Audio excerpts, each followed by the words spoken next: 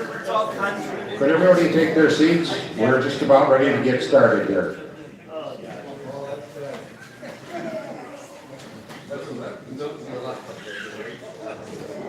Good evening. My name is Dave Blum, and I'm the coordinator for the Ken Lukey Educational Forum Series. I would like to welcome all of you tonight, and I hope that by the time you end this evening, you will know much, much more about the Electoral College than when you arrived. The catalyst for the program this evening and all of the programs that we hope to have in the future is the Republican Party of Dane County. Ken Lukey was a longtime Republican, and he was an activist both in Wisconsin and nationally. He believed in providing as much information to the public as possible on the issues of the day. He felt that if they got the information, they could make up their own minds about the issues. It is because of that feeling that Ken had that we named this forum series in his honor. This is the third of an ongoing series, and the first was on the subject of freedom of speech. The second dealt with the hows and whys of the making of law enforcement policy, and now this one on the Electoral College. I might mention there is a questionnaire that all of you may have picked up, or it may have been on your seat or been passed out to you when you arrived. We are looking for additional information as to the kinds of things that you would like us to approach in our future series programs. So please fill out that questionnaire. You will also be allowed to ask questions. I'm going to move this microphone stand into the center aisle. You will be able to ask questions after we finish the debate portion and go to the panel presentation. And some of you might be a bit microphone shy. There are also note cards that are available at the desk, and you can fill out questions, and if you'll get them to me, I will bring them up so that those questions can be asked. I want to personally thank our many co-sponsors for tonight's event: the John K. McIver Institute of Public Policy, the Wisconsin Institute for Law and Liberty, Americans for Prosperity, the Libertarian Party of Dane County, and of course the Republican Party of Dane County. We also have two local college groups, the Tom Sawyer Society of the UW in Madison, and the Wisconsin Young Americans for Freedom. It's clear that there are many people that are interested in this subject matter. We also have some handouts available at the desk as you came in. I also want to thank Sarah, my assistant over here, Sarah, for helping us put this together. Finally, I want to thank the City of Fitchburg for the use of this facility, the Fitchburg Cable Fact TV for both broadcasting and streaming this event. They are going to record it, and if you would like, we will make available to all of you. If you leave us your email address, we'll let you know how you can get this program in the future online. And now, without further ado, I wish to turn the program over to tonight's moderator, the perfect moderator, if you will, and someone who I'm fortunate to call a friend, and so here's the judge.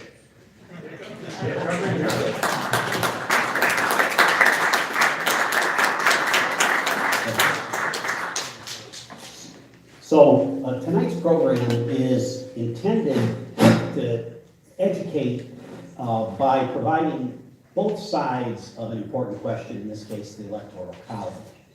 I had the pleasure of knowing Ken Lukey, and I'm particularly pleased that we now are in the third year of this program in which we invite scholars and others to join us and present each side of the issue. It's not a traditional debate in the sense that maybe you're thinking, but rather it's intended to be a discussion in which each speaker will take a particular side this evening, and then we'll open it to questions. I may have questions as well as the moderator, but do our very best. Let me introduce the two folks that are with us this evening. First is Professor Schwaber. Professor Schwaber is at the University of Wisconsin. He joined the political science department in the fall of 1999. He received his PhD in government from Cornell University and his master's degree in history from the University of Chicago. He is the author of 4 separate and important books on the topics that he studied in constitutional and comparative constitutional law. He had the pleasure from 2011 to 2013 of being the visiting professor and the first vice provost of academic affairs at a university in Kazakhstan. And in 2012, he was the Australian Fulbright Distinguished Chair in American Politics. In 2004, Professor Schwaber was the recipient of the William Kiekhofer Award for Distinguished Teaching. He is also twice been selected by Pi Sigma Alpha as Professor of the Year and received numerous other teaching awards while at the University of Wisconsin. Earlier, while a graduate student at Cornell University, Professor Schwaber received the Stephen and Marjorie Russell Award for Outstanding Teaching, which is the highest award for teaching at any level awarded by their College of Arts and Sciences. So we are really a pleasure to meet Professor this evening. Professor Schwaber has agreed to address those, I call it the con, that is, those issues that we ought to be thinking about as to whether we should abolish the Electoral College or substitute something different. I'll be really interested to hear how he addresses that. The second is, he's also Professor Rick Essenberg, but he's no longer a professor, but he can carry that title if he needs to. But many of you know Rick Essenberg. Rick is the founder and the current president and general counsel of the Wisconsin Institute for Law and Liberty. It's an rapidly expanding law and policy organization headquartered in Milwaukee. Under Rick's leadership, WIL, which you all know it as, has grown into one of the more active state-based think tanks and litigation centers in the country. Rick is a frequent litigator in both state and federal courts and is frequently appears in front of our state Supreme Court. He is generally recognized nationally as a scholar and commentator on constitutional law, particularly First Amendment guarantees of freedom of speech and religion. Rick's commentary, interesting, everywhere I seem to go, I run into, I'll pick up some newspaper somewhere and I'll pick it up and there'll be Rick Essenberg. And he's had pieces in the Wall Street Journal, in the National Review, in the Weekly Standard, Real Clear Politics, the Milwaukee Journal Sentinel, and Washington Examiner. He was formerly on the faculty of the Marquette University, and his scholarship, which he did as a professor and after, has appeared in the Harvard Law Review, the Harvard Journal of Law and Public Policy, Wake Forest Law Review, and the William and Mary Bill of Rights Journal. Rick, like Professor Schwaber, is a scholar. He received his JD degree as Juris Doctor, magna cum laude from Harvard University. I do not hold that against him, although I should. And he has a BA summa cum laude from the University of Wisconsin, Milwaukee. Welcome, Rick, and he'll be addressing the pro. So, without further ado, Professor Schwaber, the floor is yours. Thank you. Thank you very much. I trust I can be heard. Great. Ordinarily, debates on the Electoral College break down into 2 pretty simple sides. The critics, the con side, which I've been assigned to pick today, are supposed to argue, well, it's undemocratic. And the supporters, the pro side, are supposed to argue, according to who wrote, well, it's good to support certain states against other states' interests. There is nothing wrong with either of those arguments, but I actually want to begin a little bit differently and take a step back. The very first thing I want to note is that the Electoral College we know today has exactly nothing to do with the version that Madison and Hamilton had in mind. And I also want to point out, as a larger observation, that debates about the Electoral College are really debates about what we mean by democratic representation. So let me go back to the origins here. And actually back all the way as far as Locke. In the second treatise, Locke describes the circumstances under which a government fails, social contract is destroyed. And one of the ways in which Locke says the government is destroyed is, well, let me read it to you. Is this the legislature is corrupted? Because it is not a certain number of men, nor their meeting, unless they have freedom of debating and leisure of perfecting what is good for society, where the legislative consists. When these are taken away or altered, the legislature is truly altered. He who takes away the freedom or hinders the acting of the legislative, in effect takes away the legislative. What Locke is saying is, legislation is about deliberation. And if the members, and he goes on in great detail, if the members of a legislature are pre-committed to a position, the system has failed. In Locke's view, the whole idea of political parties, issue positions, slates, promises are completely corrupted and completely alien to what legislation is all about. And he wasn't alone. Madison and Hamilton agreed. Here's Hamilton in Federalist 63. It is clear the principle of representation was neither unknown to the ancients nor wholly overlooked. The true distinction between these and the American government lies in the total exclusion of the people in the collective capacity for any share in government. What both Locke and Hamilton had in mind was that legislation properly is about choosing the right people and then letting them deliberate, letting them discuss and debate freely and form the conclusions they would reach as to what's best for the people. In contrast to this, anti-federalists and royalists had a view of instructions.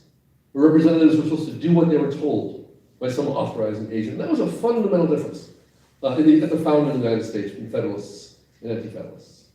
The reason I'm telling this story is that the Electoral College was one of those mechanisms of separating the people from the decision-making process.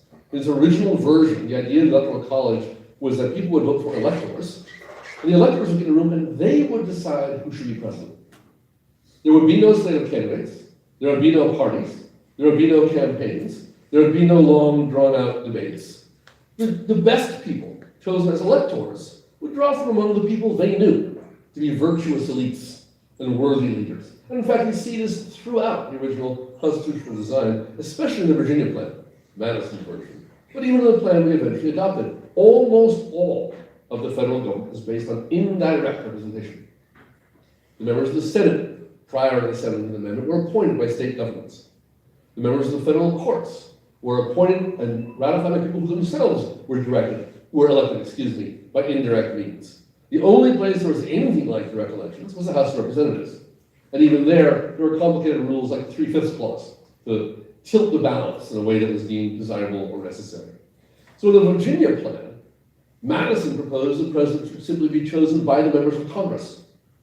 The Electoral College was originally a deliberative body that would get together and discuss freely. As Locke said, you destroy the legislature if you require commitments from people before they start arguing. They come in with a position. It should be an open-minded dialogue about what's best for the country. That's the original Electoral College. And the reason that's interesting is because it has nothing to do with the version that we have today. So one question, I'm asked to critique the Electoral College. Which Electoral College do you have in mind? The original version or the one we have now? I'm going to focus on what we have now. Although I'll come back to that original version at the end when I talk about possibilities and ways of making things better. And the one we have now, in 48 out of 50 states, is simple. It's a winner-take-all system in which whichever candidate gets the largest number of votes in the state, the electors from that state are supposed to simply, routinely, mechanically vote for that candidate. In the history of the system, there have been something like half a dozen faithless electors, individuals who have not followed the will of the state by majority vote, but it almost never happens. So that's the system I'm going to critique. But let's start with recognizing it has none of the qualities of the original Electoral College. There's no deliberation. There's no free judgment. It's not the case that these are wise or skilled or talented individuals selected by the people in order to exercise their judgment on our behalf. None of those things are present. In fact, the modern version of the Electoral College is anti-Madisonian to its core. It is the exact opposite of what James Madison had in mind for constitutional design. In the first place, this idea that the electors should cast their votes in accordance with the majority votes of the states is obviously a direct representation model, popular instruction. Take instructions from the votes of the people. That is exactly contrary to Madison's biggest fear, tyranny of the majority. In Federalist 10 and in the Virginia plan, Madison explained why he feared the states. Madison was a fierce nationalist. He wanted to transfer authority to the national government because the states were in danger of capture. That is, they could be controlled by a faction, majority or a minority faction, and thus corrupted. In the Virginia plan, Madison proposed a federal council that would review and revise every state law. Not just in the way we think now of courts asking whether it's constitutional, just whether it was a good idea. In Madison's view, there should be a federal agency whose job it was to review every state law and strike it down if it didn't seem like a good idea. And the reason was Madison feared and distrusted the states because they were small and capable of being captured. So right away, if you take those two considerations, the idea of indirect representation and the fear of capture of small units, most famously in Federalist 10, when Madison explains why a large republic is a good idea, if you combine those two items, you can see what we have now is exactly the opposite. What we have now, for one thing, favors small states. That is, disproportionate numbers of electoral votes go to small states as opposed to large states in comparison to the population. It's also the case, this is wildly anti-Madisonian in the sense that it's direct representation. Now that doesn't make it wrong, it just makes it different. If I'm supposed to make a critique, I should explain why it's wrong. As an historian and someone who studies the Constitution, I'm interested in the fact that it's different from Madison's vision, but that doesn't end the debate by any means. And in fact, in lots of ways, Madison's vision is one we've rejected. We've moved to a much more democratic way of thinking. We elect our senators, for example. We have adopted a principle in the Supreme Court for the House of Representatives of one person, one vote. That in the context of electing members of the House, votes should count equally. These are democratic principles that have become entrenched in our constitutional thinking, to my mind, rightly so, but they're quite different from the original principles. The 14th Amendment, among other things, particularly 14.2 and 3, entrench again this democratic principle that voting and voting on an equal basis is essential. All right, so if that's true, then one thing we can ask, I've already suggested that the modern version of the Electoral College is not consistent with Madison's original version, but that may not be the relevant question. You may not be committed to Madison's original version. And as a matter of fact, 20 years later, neither was Madison. He changed his mind. In fact, he did that several times in the course of his career. So what's wrong, if anything, with Electoral College from this democratic perspective? Well, I've already suggested it overrepresents small states. For example, in Wyoming, Vermont, North Dakota, fewer than 150,000 voters account for an electorate. In California, New York, and Florida, more than 500,000 voters are represented by one electorate. The Electoral College gives 4 times the representation to individuals living in our smallest and least populated states as it does to individuals living in our largest states. Is that a problem? Well, it raises an important question. It's absolutely a problem if you think of the United States as a popular democracy, ruled by the majority of the people. But the real question is, how do we think of the people of America in terms of this representative function? And from the very beginning, going back to Federalists and Anti-Federalists, through the Lincoln Republicans, and on to today, there have been 2 very distinct visions. One is a confederation of sovereign states, bound together in a treaty, in which what is represented are the states, regardless of how many people are in them, or who the people are who are in them. The other is of the American people as a single people, in a single nation. That's the Federalist vision, most clearly articulated by John Marshall, Chase, some other of the leading Federalist theorists, and of course by Lincoln in the Civil War. For example, after the Civil War, the fashion changed. We used to speak of the United States in a plural. People would say, these United States are. After the Civil War, we went to the singular. The United States is a country which does X, Y, or Z. That move to a singular was the victory of a consciousness of a single people. Well, if we are a single people, then it is very difficult to explain why some of us get 4 times as much influence in selecting the president as others. Particularly if that difference in influence is based purely on geography, with no underlying logic to explain why some geographical units should have more influences than others. Imagine, for example, if due to climate change and drought, 90% of the current residents of the South were to move to northern states, and the southern states would become largely empty. Would it make sense to say that those people who had moved north were thus, as a result, lost their influence over the choice of the president because they geographically moved? There's a famous line that John Marshall says, we do not in our country represent Earth, we represent people. Now, of course, that's not quite true in the Senate, right? There are multiple models of representation in the American system. So the question is, what model of representation ought to apply to the presidency? And I would argue that since the president is the president of all the people, unlike a senator who represents a state, it is appropriate for the president specifically to be elected by the majority of the people as a whole. And when we're electing someone to represent all the people, giving some people 4 times as many votes as other people is improper and unfair. Now that's not something that Madison necessarily or Hamilton necessarily would have rejected, but it is something we reject in the 19th and 20th century notions of our democracy, in which we cling to the idea of one person, one vote. Those are philosophical concerns and philosophical objections. I'm happy to discuss them. I think what is the basis of representation? And what do we mean by representation? Do our representatives take our instructions, or are they people we trust to exercise judgment? Do our representatives represent units of geography or people? In classic thought experiment, if the population of Wyoming dropped to 3, would those 3 be 2 members of Congress and a senator? Excuse me, 2 senators and a member of Congress? When taken literally, that would be the implication. But let's talk about the practical consequence of the current version of the Electoral College and get away from the political theory. One result is minority tyranny or minority rule. There have been 5 occasions, as I'm sure you all know, which presidents have been elected with a minority of the vote. Going forward, demographers and political scientists have this is likely to become much more common. That is, population trends are such that it is likely to be the case that the election of a president with a minority of the popular vote will become a regular occurrence rather than a rarity. At that point, do we have concerns?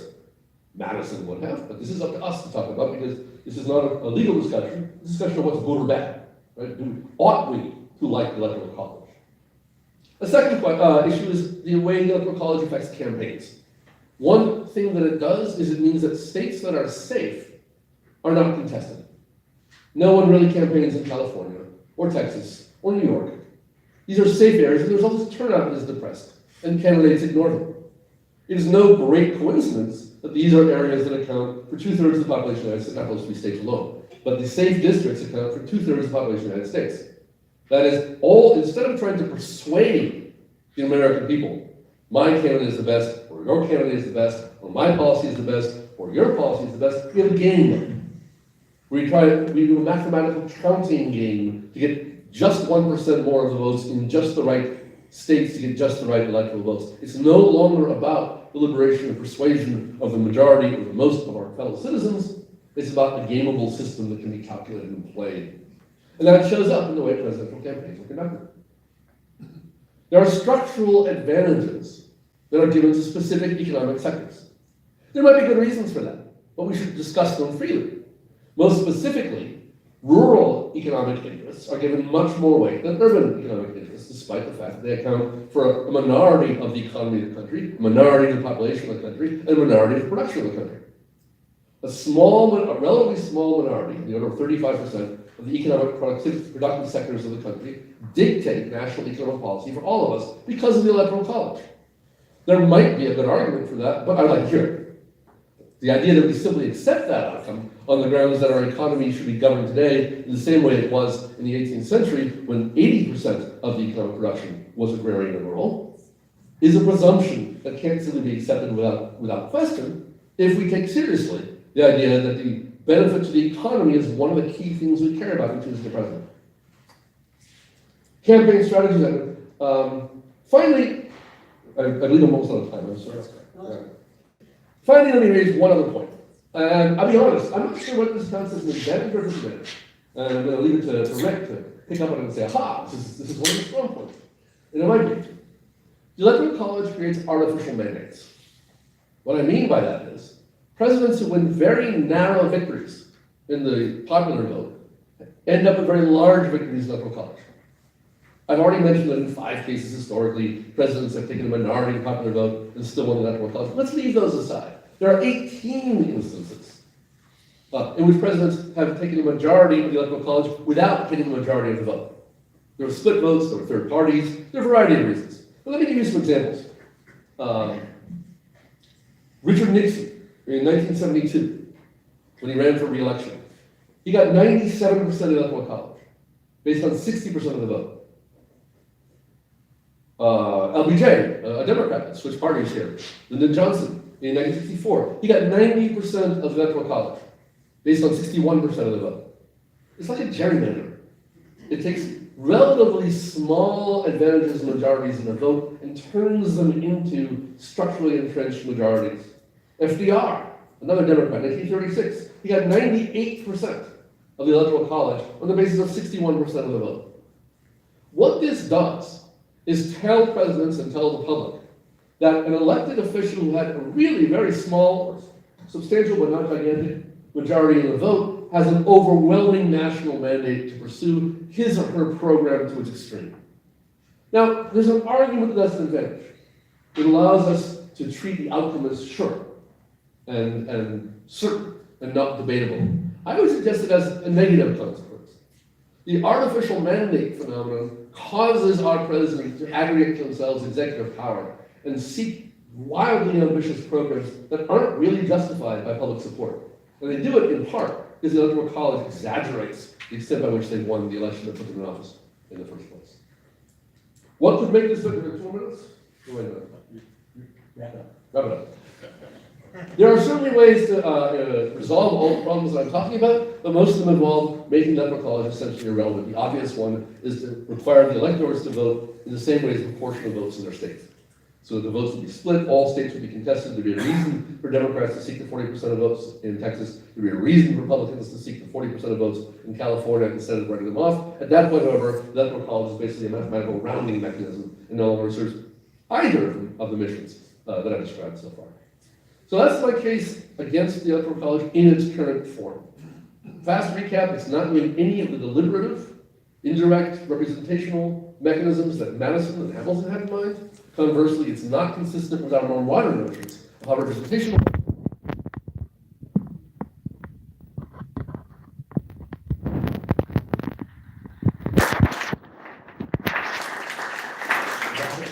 Well, it's great to be here.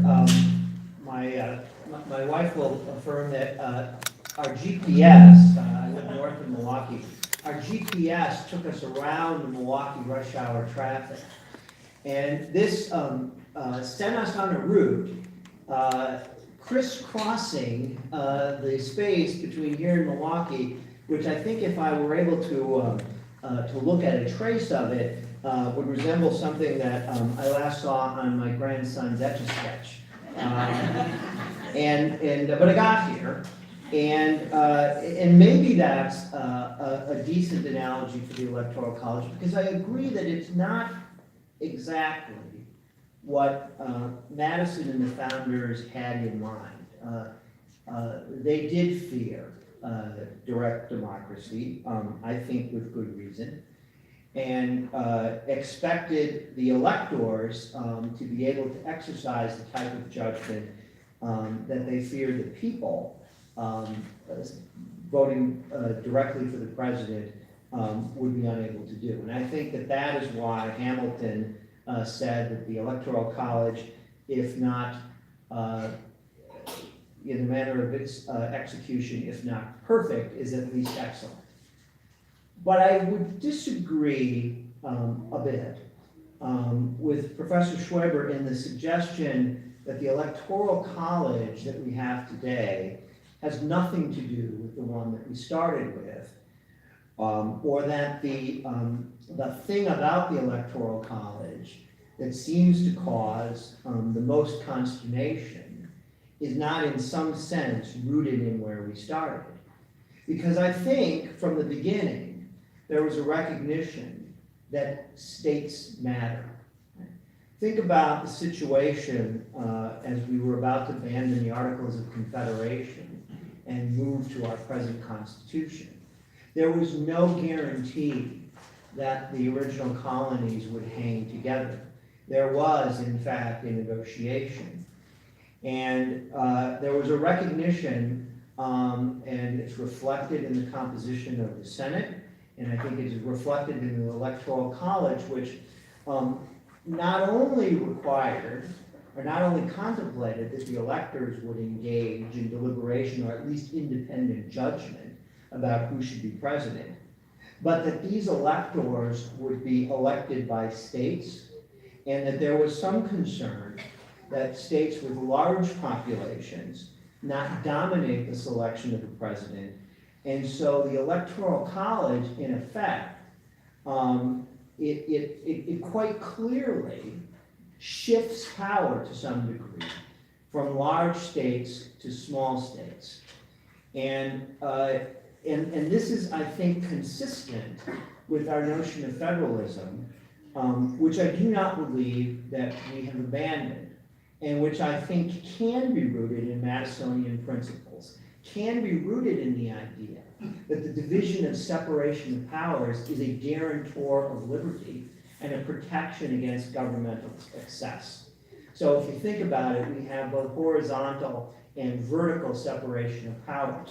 We have in the federal government a division of responsibility among the executive and the Congress and the courts. Now, we have not respected that in recent years, but I think that is to our detriment, that this division of power, these checks and balances that we learned about in civics class, or if not in civics class, at least in Schoolhouse Rock, were an important guarantor.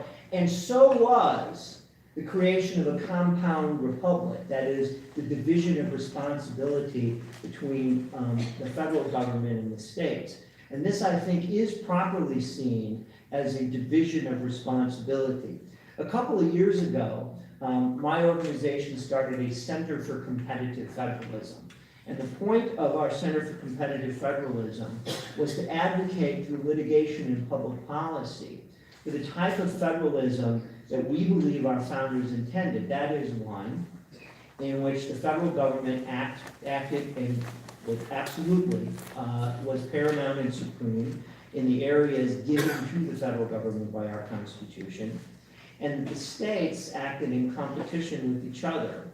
And so that we had essentially checks and balances going both ways. Division of power between the federal government and the states qua states, and the states themselves acting as laboratories of democracy and as escape mechanisms for those who lived in states that had adopted bad policies.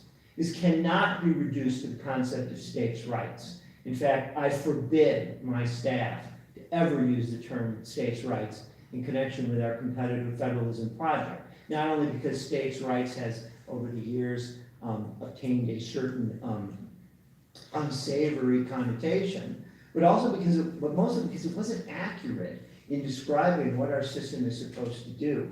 Competitive federalism recognizes some state rights, but it also recognizes federal and national rights. And the key is to get it right.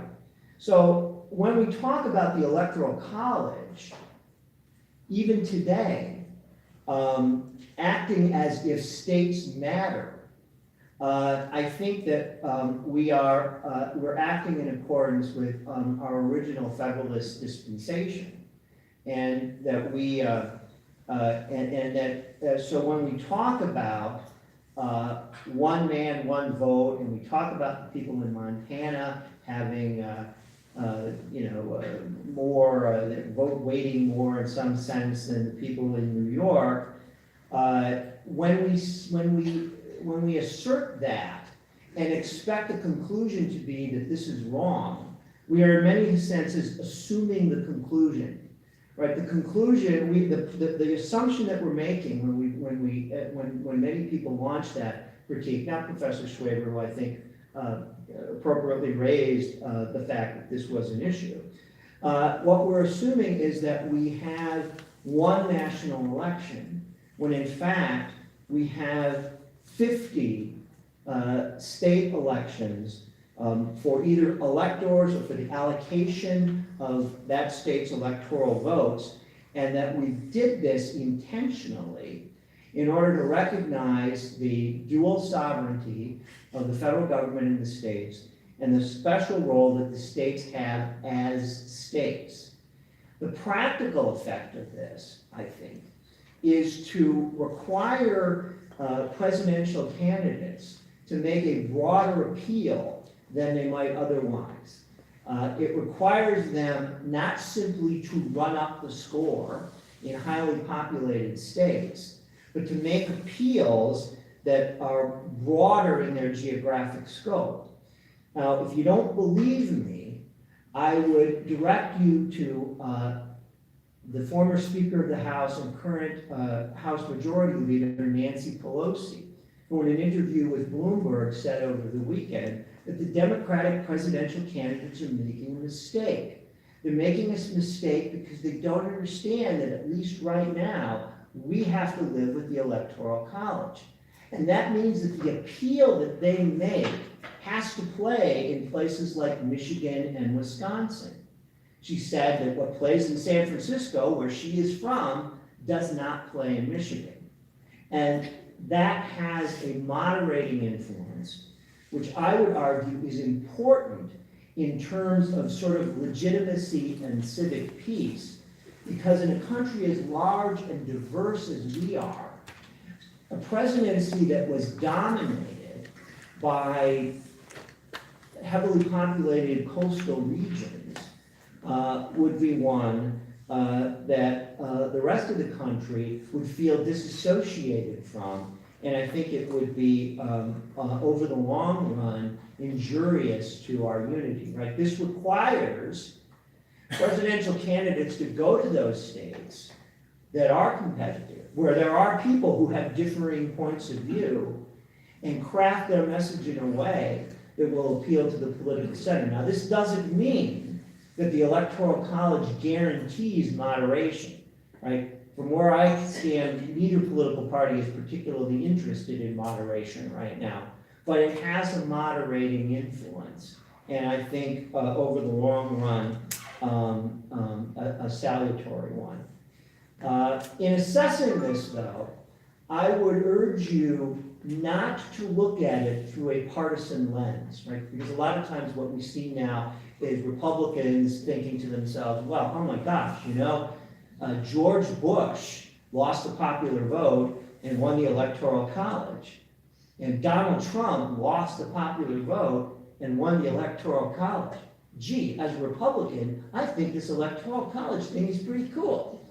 The problem with that is that there's no guarantee that it will work that way. Now, there are academics who have done modeling, and some of it, there's some results which show that it really makes no difference to benefit Republicans or Democrats, and there's some modeling which shows that it's more likely to benefit Republicans than Democrats because there's a tendency to favor rural voters, and Republicans do better among rural voters. Whenever a political scientist says to me that they have discovered some ironclad law of politics that we can expect to play out election cycle after election cycle, I ask them whether they successfully forecast that Donald Trump would be elected President of the United States in 2016, and very few of them can say that they did. Particularly right now, and I say this as a conservative, where I see really sea changes in the Republican coalition and a fair amount of divisiveness. I don't really know how that's going to play itself out in the future. But before you conclude that the Electoral College will consistently benefit Republicans, think about what Republicans were worried about in 2015. They were worried about a thing called the blue wall. And the blue wall consisted of this.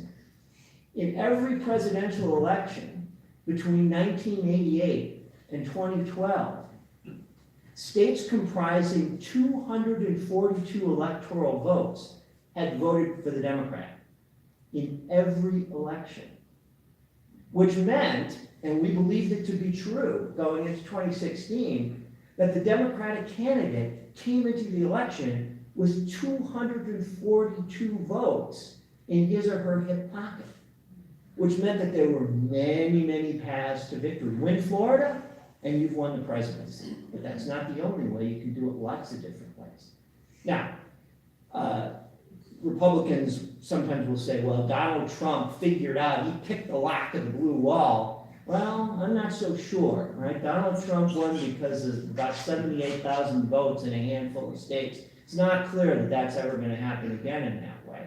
And so I think when you assess whether you think the Electoral College is good or not, you have to really ignore whose ox you think is getting gored, because you may be wrong about that. With respect to what happens when a candidate who loses the popular vote wins the Electoral College, there is a tendency to argue that this creates a crisis of legitimacy, and that this frustrates a popular mandate. I'm not so much persuaded by that. Generally speaking, and maybe demography will change and this will become more likely, and we'll have to reassess the situation, but generally speaking, this outcome is possible only in the closest of elections, right? And the Trump-Clinton election was I think one of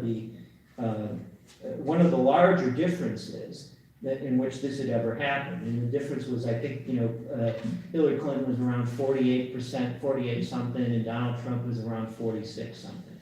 I'm sorry, but when you beat somebody 48 to 46%, you do not have a popular mandate. But you won the election, if you got the right money to direct the vote, you won the national popular vote, but you don't have a popular mandate. And this, I think, gets into what Professor Schwaber was talking about with this artificial mandate, and you do hear this from Donald Trump, who says, oh, I won this great victory in the Electoral College because the difference between the electoral votes that he got and the electoral votes that Mrs. Clinton got was a fairly significant difference. I don't think that that's a mandate at all. I think politicians can say that, but that's just the way that we tally the results. And I think that I agree, I think, with Professor Schwaber that it would be wise for all of us to speak a little bit more modestly about what happens when a person is elected president. It is very rare in modern days that any person who is elected president has gotten a mandate and has been selected by the American people, right? The president has generally been selected by about 48% of the American people, maybe 49, maybe 50 if you're right. George Bush got 50, Barack Obama did a little bit better than that. But there are a lot of Americans who vote against everyone who ever becomes president, and I think that that would counsel some modesty on behalf of our presidents and on the part of those of us who have supported them, and I think underscores the need to respect the separation of powers and to understand that the President of the United States, whether he be Barack Obama or Donald Trump, is not our king. With respect to whether or not our system is odd or not, sometimes we'll hear, well, why do we have this crazy electoral college thing? It's not that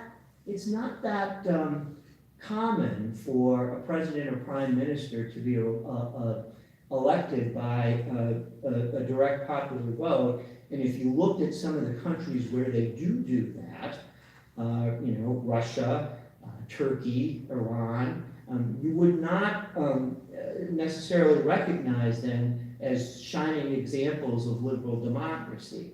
Most countries, in fact, elect choose their chief executive officer through a parliamentary system in which the chief executive officer is in various ways selected by the outcome of what may be a bunch of territorial elections for the legislature. Sometimes it's a little bit more complicated, but it is certainly possible for someone to be elected the chief executive of in these parliamentary countries and not receive a majority of the vote. In fact, that recently happened in Canada when Justin Trudeau was reelected.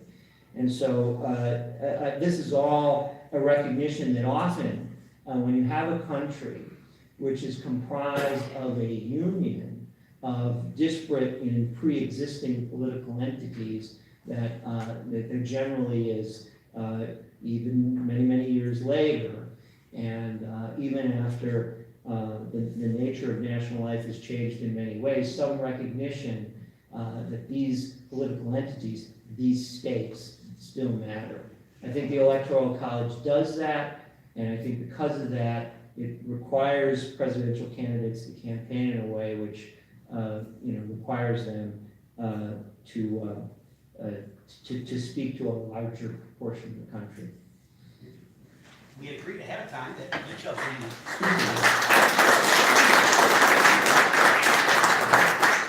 you would get a chance first to address the comments they heard from the other speakers. Professor Schwing, you have some comments. Only a few, wait a minute. Sorry about that. I turned this off to try to avoid feedback. Thank you. Well, I don't know if it worked, I don't know. Only a few. I think we're largely in agreement. This isn't really a debate in the sort of traditional head-banging conflict sort of sense. But there are a few specific points of disagreement. Well, maybe you could call me low energy Rick or something. Oh, I don't think that's the answer to the one I would choose. First, let me agree about something. I'll tell you what. Point of agreement, an observation, and then a point of disagreement. How's that?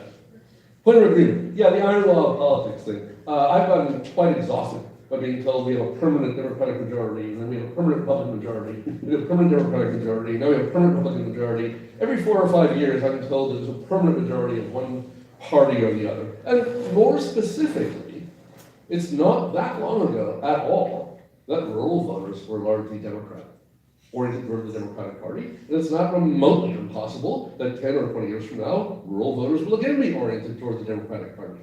And you can think of all kinds of scenarios where this could play out. Imagine a really extended trade war that demolishes the agricultural sector. Even the current very limited trade wars have some harmful effects in Wisconsin and other places on our farming sector, but imagine it becomes truly disastrous. And imagine the Republican president is blamed for that. That sort of event can shift votes. So I could not agree more that any iron law, whether it's this party will rule from now on, or this constituency will always be with this party, is just silly. That's the point of agreement. The observation. I took pains, although I don't know if I was careful enough, to say that I was critiquing the Electoral College in its current form, which includes, for 48 out of 50 states, the winner-take-all system of electors. That's the system Rick was describing and relying on when he talked about its effect on campaigning and other consequences.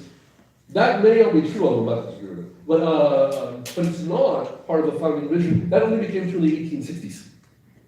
Prior to that time, the states used a myriad of different ways of selecting electors, of binding electors, of allowing electors to exercise their judgments. So if that is a positive outcome, it's a happy accident of experimentation. I think citing Brandeis in support of the Electoral College is a lovely move. The phrase laboratories of democracy is associated with the progressive Supreme Court Justice Louis Brandeis. Now the point of disagreement. Rick argues that the Electoral College, by elevating the importance of relatively less populated states, compels candidates to speak to a broader portion of the country. I propose that the opposite is true, and that in fact Pelosi's comment, while accurate, is misconstrued. I don't really care about Pelosi's comment. I think the opposite is true. As I've tried to point out before, states comprising at least 2/3 of the population receive essentially no attention whatsoever. Because, from an Electoral College perspective, they're taken for granted. As Rick absolutely correctly pointed out, let me amplify one of Rick's comments in a slightly different way. We talk about red states and blue states, but that's nonsense. If you've got a county-by-county map of election results, all states are mixed. All states have fracture lines and pictures. There's a solid and consistent 40% of voters in Texas who vote Democratic. But Democratic candidates make no effort to speak to those candidates, to those voters, and make no effort to persuade Texas Republicans to vote for them. They don't because, from an Electoral College perspective, it's pointless. From the perspective of the people, it should be critically important. So I think the actual effect of electoral practice is not to broaden the range of voices that are heard or addressed. On the contrary, it's to focus on a very, very specific, as I said, gameable system of a small number of relatively underpopulated states that can be flipped, given that the majority of the population is just not worth fighting for. And finally, I'll come back to the point that there are lots of things that we can say about the way we thought about politics in the 1790s, that we just don't think that way anymore. Now, maybe we could argue that we should, but I submit that in the era since the Civil War, the shift toward more democratic and more egalitarian norms is such that it's not really, states certainly matter, but saying that states matter to the extent that one person's preference for president counts 4 times or 5 times as much as another based on what state their address is in, seems to me contrary to fundamental values that have become central to our constitutional system, even if they were not in the era of confederations, states, and among other things. Yeah, I think that with respect to Speaker Pelosi's comments, the point that she was making is that the Democrats are making a mistake by portraying themselves as at least flirting with socialism and as woker than thou. That what she was saying is that you need to take more moderate stances because you have to appeal to more than these coastal enclaves of the Democratic Party. Think about what would happen if somebody figured that they could win an election in the state of Wisconsin by appealing to voters only in Milwaukee and Madison. That would be a very, very different appeal than the appeal that would be made by a candidate who understood that he or she had to get votes from outside of those 2 areas. And so while it's true that in non-competitive areas, the candidates are less likely to appear, that is because the voters in those states either don't need persuading, from the perspective of one candidate, or are really not persuadable from the perspective of another candidate. And what is necessary is to focus on those purple states in which the contending political views are more evenly balanced. And the way that you do that will tend to have a moderating influence on the appeal that you make. And I think Speaker Pelosi was concerned about what the Democrats or candidates are doing to win the primary, not being conducive to winning the general election because of the necessity to make this broader appeal. Both of you have talked a bit about, Professor Essenberg, you talked about the modesty, you had a little bit of modesty about winning. And Professor Schwaber, you talked about the idea that the candidates take this as sort of a mandate. Is the presidential candidate, is the issue about the Electoral College and this presidential mandate that we have, is that actually more related to the transfer of power over time in the federalist system, where the president now has such enormous power, as opposed to what comes out of the Electoral College? Each of you have talked about it coming out of the Electoral College, but isn't it really coming more from the fact that we have over time transferred such enormous power to the federal government? Both, which is my cop-out answer to any either one question. I certainly didn't mean to suggest that the Electoral College is a monocausal explanation for arrogation of power to the executive. There are a lot of explanations. But there's a little bit of a tail of the dog problem here, which is that it's not just the president, but how the members of Congress view an election. And I think in modern history, members of Congress look at Electoral College results and think, this president had a large Electoral College advantage. He's is entrenched as a mandate, and I'm better not buck it, even if the election was actually much closer than that. So I think it's partly an encouragement to presidents to claim a very aggressive mandate, partly an encouragement to their people in the same party in Congress to support that mandate and not risk it, and partly a discouragement to members of Congress from opposing parties to go too far in standing up against that mandate. And most particularly, I'm less concerned about particular policies. Conservative policies, liberal policies. I cited FDR, LBJ, Nixon, I think I cited one of the Republicans, I can't recall. Right?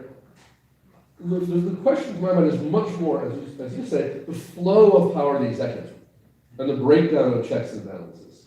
No matter which party you favor or side politically you favor, really the last 4 presidencies, Trump, Obama, at least last 3, let's say, Trump, Obama, Bush, the consistent trend among all 3, without a break or a deviation, has been the arrogation of more and more power to the executive to do different things, there are different policies. And I do think that part of that is cultural and normative. And one of the things that drives those norms, those expectations on the part of members of Congress and presidents, and even the pundits in the press, is a focus on this idea that we always have a clear winner.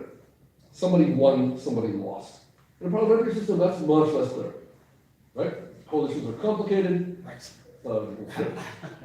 That's an entirely different story. And I think the Electoral College feeds into our custom narrative that there was a clear winner and a clear loser, and whoever was the clear winner has essentially free reign. And I think that it's part of it. Yeah, I mean, I think that, I think it's a rhetorical device. I mean, one of the things that that annoys me is when I hear somebody say, the American people spoke and they chose Barack Obama. The American people spoke and they chose Donald Trump.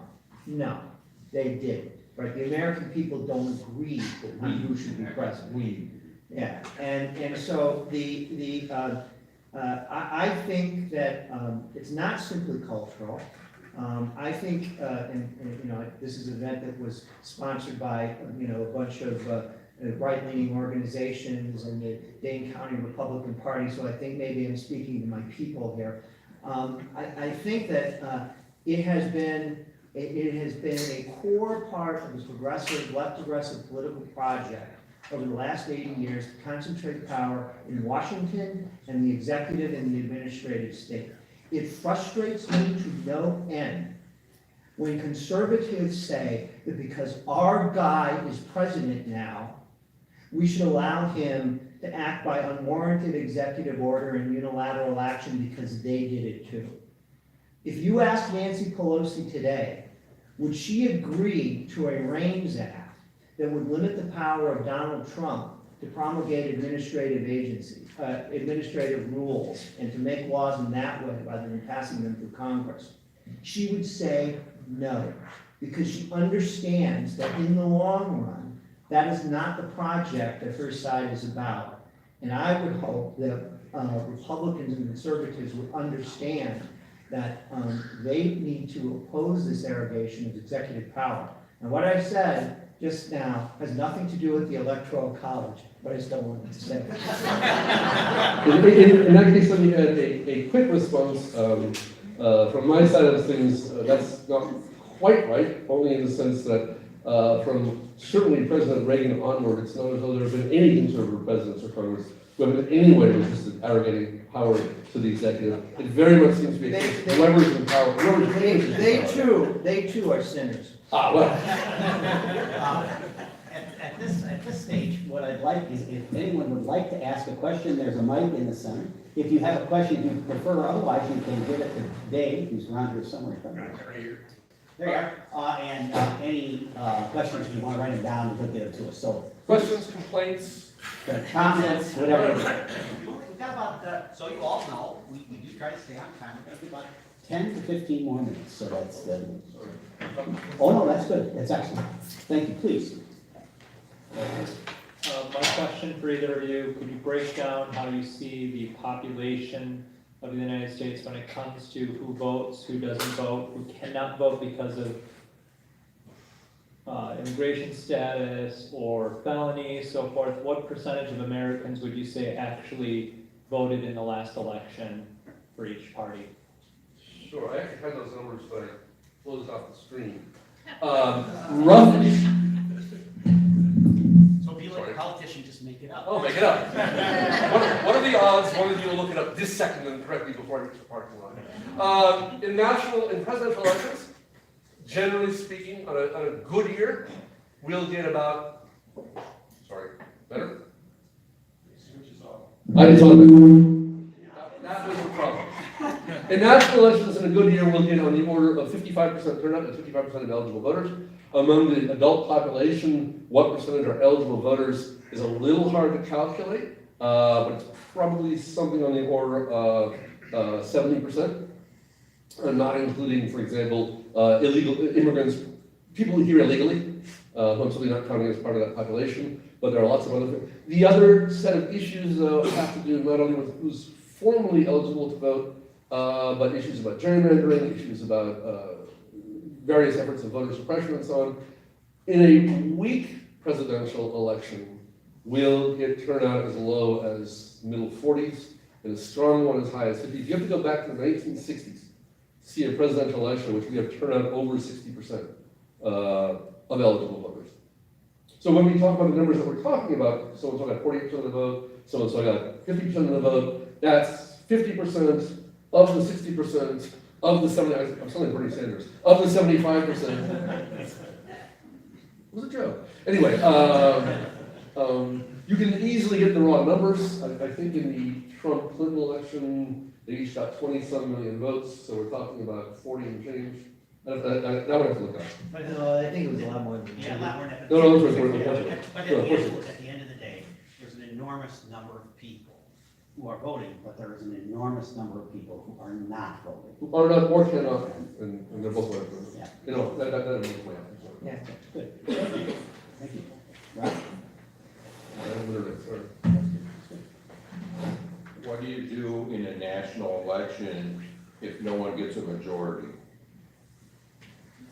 I'm assuming, Not a majority in the electoral college. or if you got away from the electoral college and there was not a Actually, majority in the I'd vote. like to address it both ways. I mean, the possible going But, first, sure, let's address the question in both directions. One on the electoral college is an explanation, but also in the question of a general election, is that one of the questions that both of you addressed was you both raised something most people are unaware of, which is that both candidates get less than 50% regularly. So there's no one getting 50%. What would be a general election scenario in which you have under 50%? How are we gonna solve that? So the electoral college first, and then in the general election. Please. Well, if nobody gets a majority in the electoral college, then the election is thrown to the House. And the House delegations, they each have one vote, right? So they vote by delegation. So Wisconsin has, you know, 9, we have now, no, we have 8 now. 8 representatives, and if 5 are Republican and 3 are Democrat, and if they stick, vote along party lines, you know, they vote 5-3, and that would be 1 vote in the House for the Republican candidate. And so there are people who say that if we went to a national popular vote, that it would encourage the proliferation of third-party candidates, and it would increase the potential that you would have a winner that had far less than 50%. Again, having less than 50% of the national popular vote is not unusual in a presidential election. Happens a lot, but you know, Bill Clinton, a lot of successful candidates have not gotten 50% of the vote. It might be a little bit different if we had winning candidates who got 35, 36% of the vote, but I'm not sure I believe that would happen. I think that the two-party system is extremely entrenched in the United States, and it really is related to the way that we elect Congress, and I don't know, maybe it would happen, I'm not persuaded that it would. Yeah, I agree on all kinds. So, 2 things. Number 1, there have been 23 presidential elections. I did a quick count this afternoon. I may have missed 1 or 2. I counted 23 elections in which the president received a minority of the vote. So, it's not really that rare. I mean, it's pretty common. And they're spread from the early 1800s to, you know, 2016. In any electoral system, to answer the gentleman's question, you would need a system to answer that question, and different countries have lots and lots of different systems for doing it. The simplest one is to say whoever gets the most vote wins, even if it's only a plurality. The more complicated version is some sort of parliamentary system where you have to cobble parties together until you form the majority. If you want to see that system in a complete state of complete meltdown, I suggest you take a look at Israel at the moment, or England, 2 countries in which the parliamentary systems are cautionary tales, let's say, about how those systems can go. But the answer is, there are lots of possible arrangements, but absolutely that is something that would need to be dealt with in a structural way. There needs to be a rule. Yes. Thanks. My name is Phil Anderson. I'm here representing one of the co-sponsors, the Libertarian Party of Dane County. And you may have already answered this question just now, but I'd like to put a finer point on it. How does the Electoral College affect viability of third-party candidates in presidential elections, both in terms of being elected and then how the results look afterward? And my second question is, if we get rid of the Electoral College, how analogous would last year's governor's race in Wisconsin be to how a national election would look without an Electoral College? Let's take. I'm not prepared for the second one, I have some comments on the first one. I think the electoral college is one of the mechanisms that makes it extremely difficult for a third party to make a substantial showing in a presidential election, because again, it's not enough to get a lot of votes.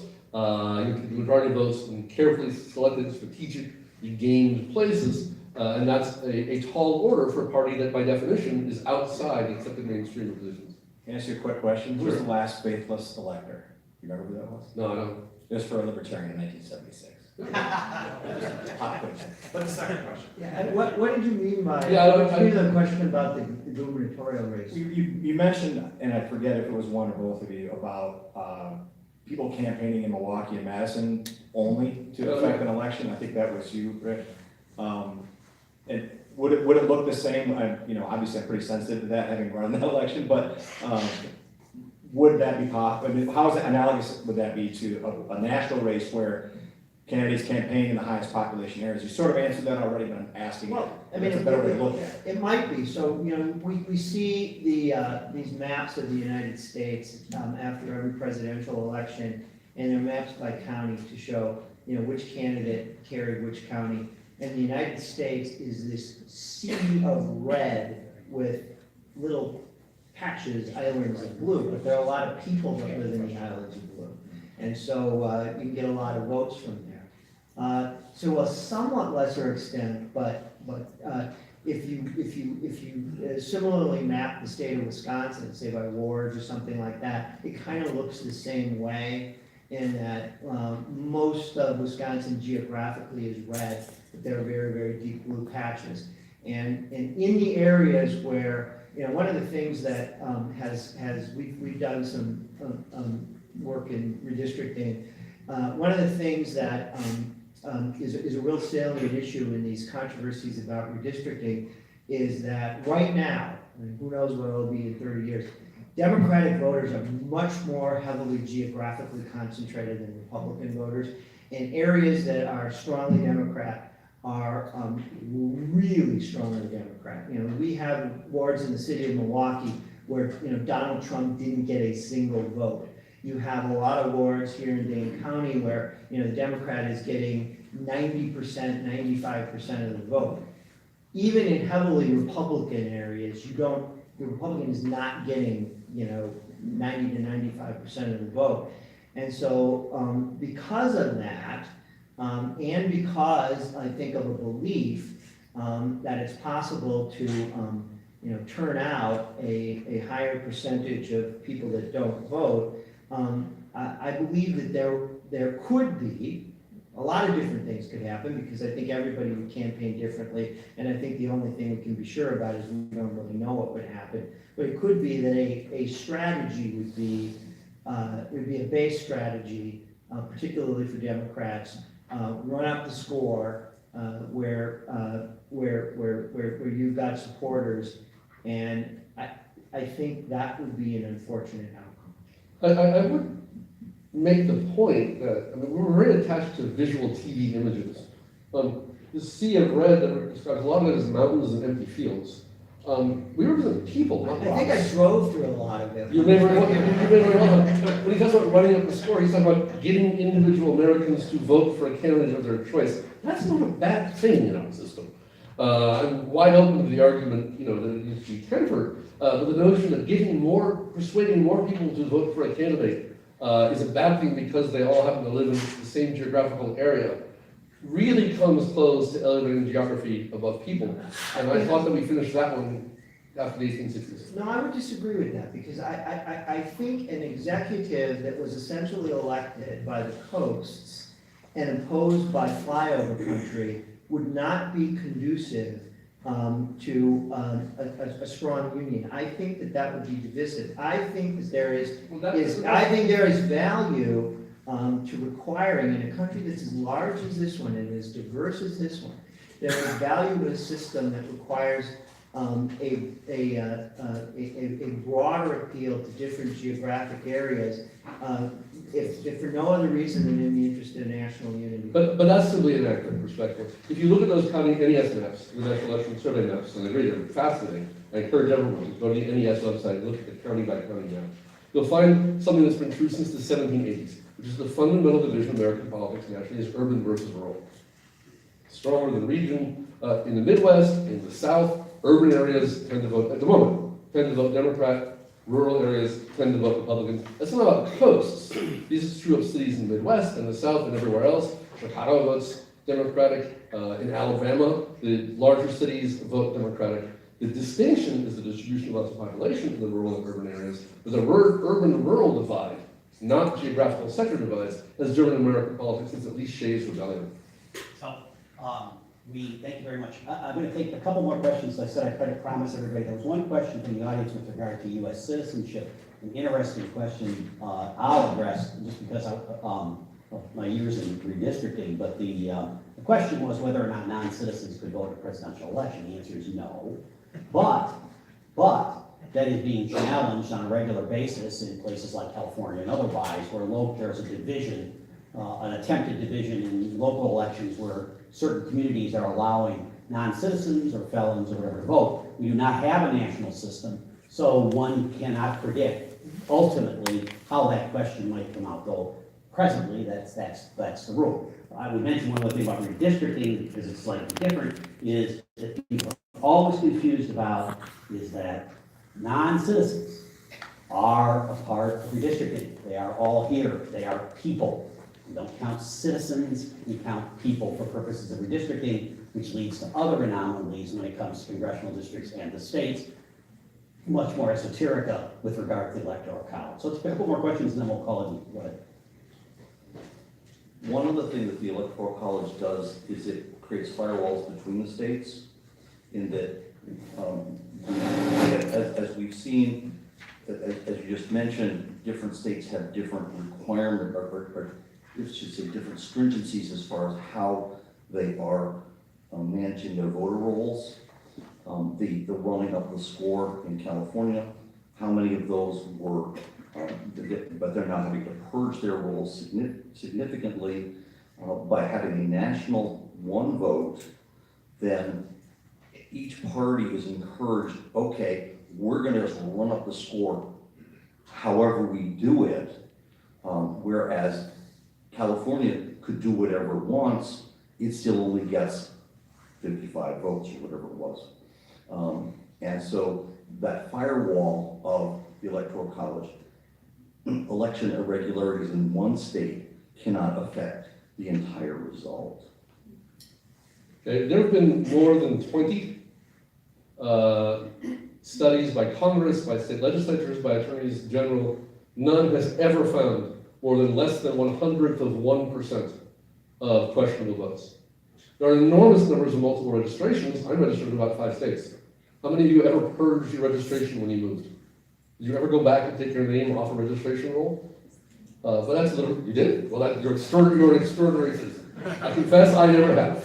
To the best of my knowledge, I'm still registered in Illinois, Pennsylvania, Massachusetts, California, in the state of Washington. I would vote there. So you're a nomad professor. I have been.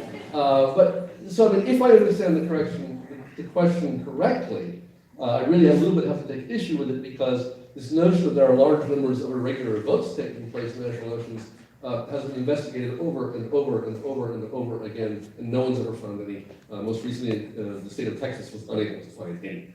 They found 10 false votes out of 25 million cast over a period of multiple elections. We're not here to talk about electoral fraud, so. Well, but I thought that was the gravamen of the question. No, I just didn't want to explain. Oh, sorry. That's all. It was a very good answer. I just didn't want to explain it to Yes.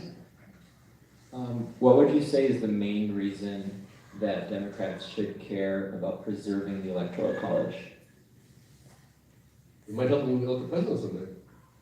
As Rick pointed out, I mean, the fact that I mean, this favors one it's party. not clear to me that the Electoral College doesn't favor Democrats more than it favors Republicans. If in fact there is this blue wall and you start with 242 electoral votes, if I'm a Democrat, I gotta like that.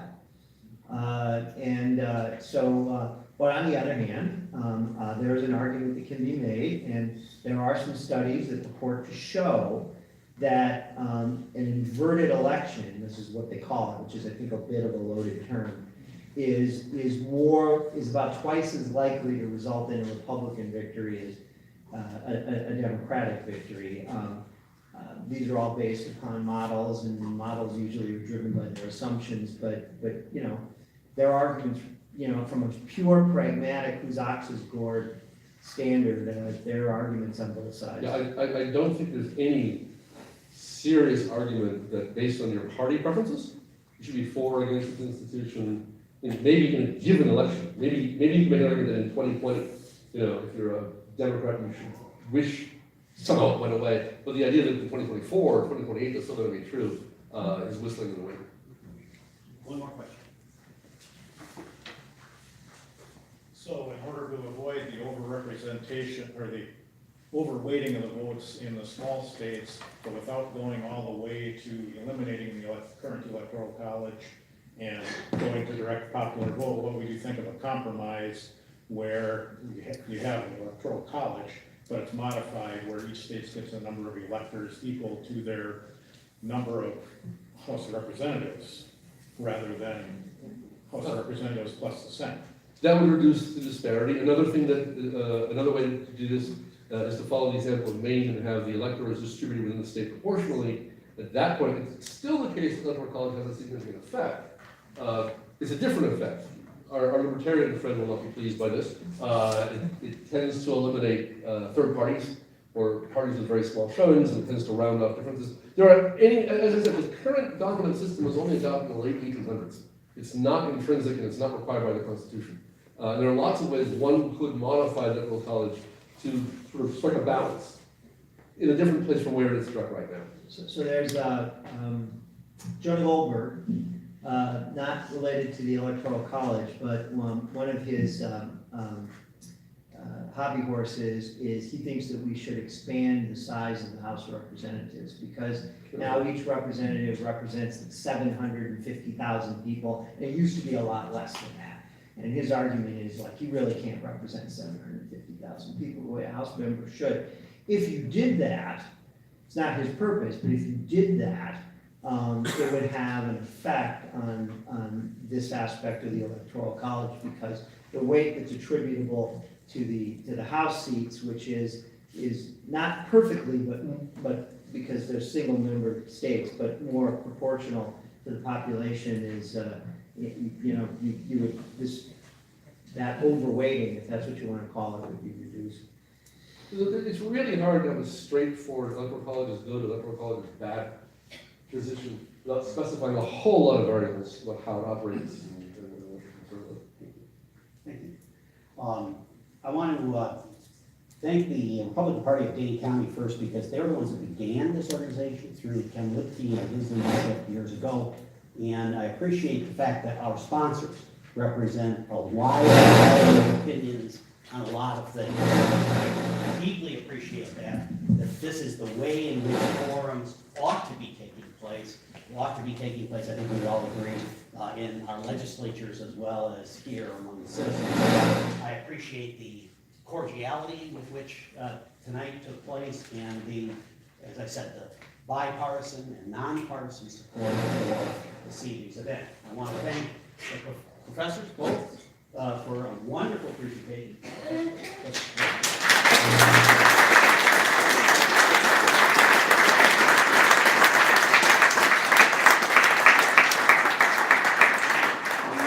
Thank you for being such a great audience, and we appreciate that, and I look forward to